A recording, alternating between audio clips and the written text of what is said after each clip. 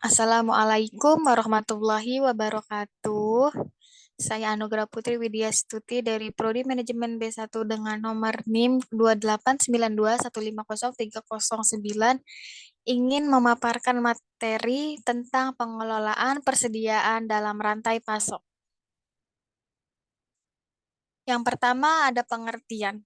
Manajemen rantai pasokan dapat diartikan sebagai usaha mengkoordinasikan dan mengintegrasikan sejumlah aktivitas yang terkait dalam produk di dalam rantai pasokan untuk meningkatkan efisiensi, operasi, kualitas, dan layanan pelanggan agar dapat memperoleh keunggulan bersaing yang berkelanjutan bagi semua organisasi yang berkolaborasi.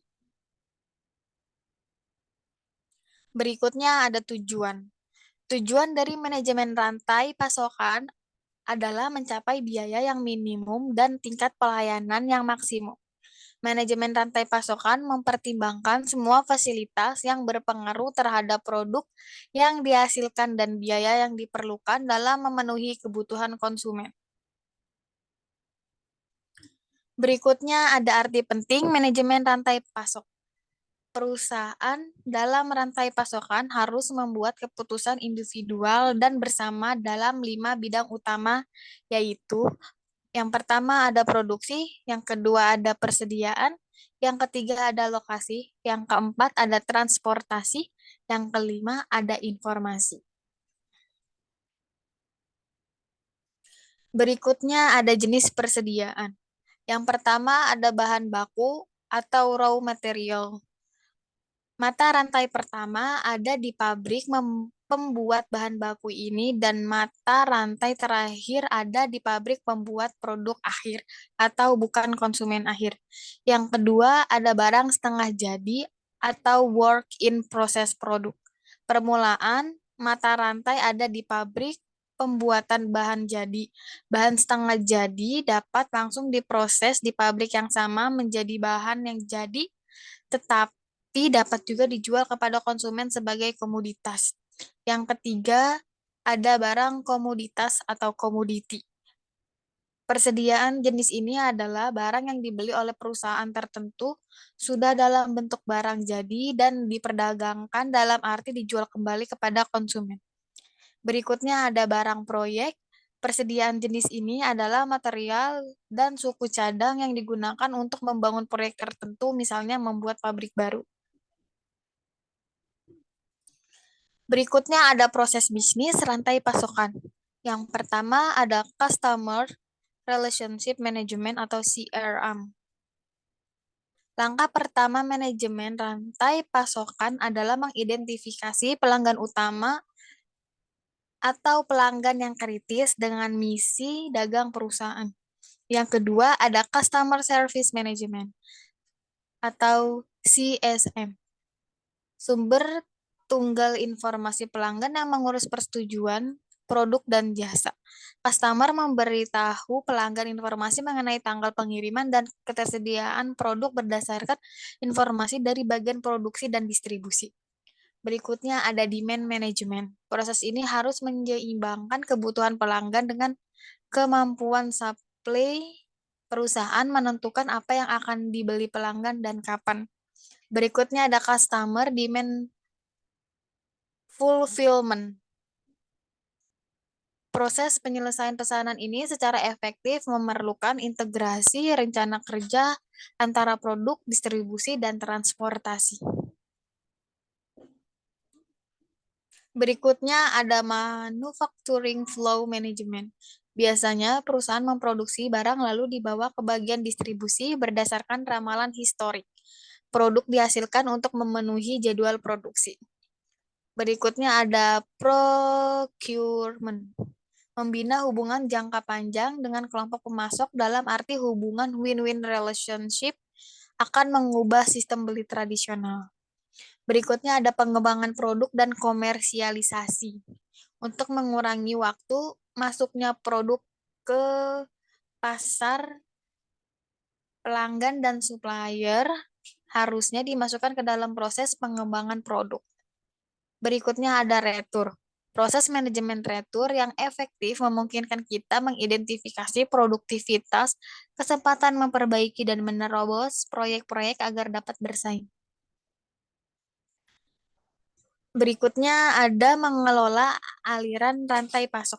Beberapa hal yang dijadikan pertimbangan dalam pengelolaan rantai pasokan adalah yang pertama, sasaran produk pasar atau market coverage objektif. Untuk membuat sasaran lingkup pasar, manajemen harus mempertimbangkan perilaku pembelian pelanggan, tipe distribusi yang digunakan, struktur rantai pasokan, dan tingkat pengendalian yang dibutuhkan untuk keberhasilan rantai pasokan. Yang kedua ada perilaku pembelian pelanggan atau customer buying behavior. Motif pelanggan ini, segmen potensial pelanggan harus ditentukan untuk mendesain rantai pasokan secara efisien dan efektif. Analisis ini memungkinkan desainer untuk menentukan segmen retail yang mampu mencapai target pasar. Berikutnya ada tipe distributif atau distribusi. Terdapat 3 tipe distribusi yang dapat digunakan untuk menyediakan produk bagi konsumen. Yang pertama ada distribusi intensif. Distribusi intensif memiliki arti bahwa produk yang didistribusikan dijual sebanyak mungkin ke retail atau pedagang grosir. Yang kedua ada distribusi selektif. Distribusi selektif ini cocok untuk toko yang dapat menjual produk terbatas tetapi tidak untuk tingkat yang eksklusif. Yang ketiga ada distribusi eksklusif, di mana sebuah toko tunggal diberikan hak eksklusif untuk menjual produk pada daerah tertentu. Berikutnya ada karakteristik produk. Yang pertama ada nilai produk atau the product value. Yang kedua ada dasar-dasar teknis produk atau the technicality of the product. Yang ketiga ada tingkat dukungan pasar atau the degree of market acceptance. Yang keempat ada tingkat kemampuan substitusi atau the degree of substitutability. Yang kelima ada bulk produk atau the product is bulk. Yang keenam ada kemampuan jangka panjang produk atau the product perishability. Yang ketujuh ada tingkat konsentrasi pasar atau the degree of market concentration. Yang kedelapan ada musiman atau sensationality. Yang kesembilan ada batas kedalaman dan kelebaran lini produk atau the weight and depth of the product line. Berikutnya ada kinerja manajemen rantai pasokan. Tujuan dari mengukur kinerja adalah untuk menciptakan proses pencapaian delivery secara fisik, barang mengalir dengan lancar dan persediaan tidak terlalu tinggi. Melakukan streamlining information flow atau adanya aliran informasi di antara tiap-tiap channel. Berikutnya ada cash flow yang baik dapat pada setiap saluran dalam rantai pasokan.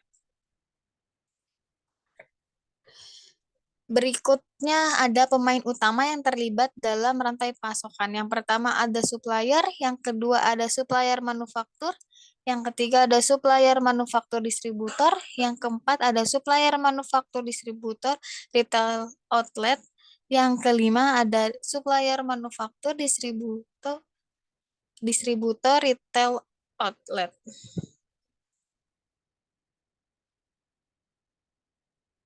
Sekian materi yang dapat saya sampaikan. Semoga ada informasi yang bermanfaat. Wassalamualaikum warahmatullahi wabarakatuh.